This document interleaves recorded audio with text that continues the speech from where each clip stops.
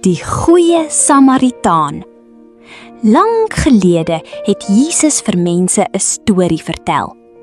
Daar was 'n man wat alleen op 'n pad geloop het. Skielik kom daar rowers.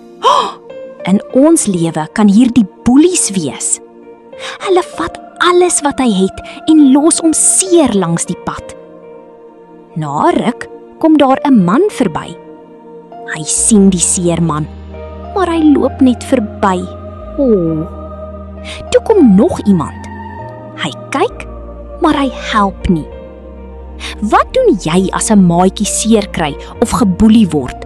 Stop jy en help? Toe kom daar 'n Samaritaan verby. Hy sien die man en stop dadelik. Hy maak sy wonde skoon, help hom op en vat hom na 'n veilige plek toe. Hy sê, ek sal vir hom sorg. So as jy sien 'n boelie is lelik met 'n maatjie of maak hom seer, gaan jy stop en hom help?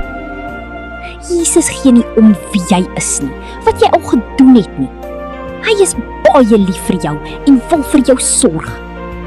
Wees jy vandag 'n held vir iemand anders.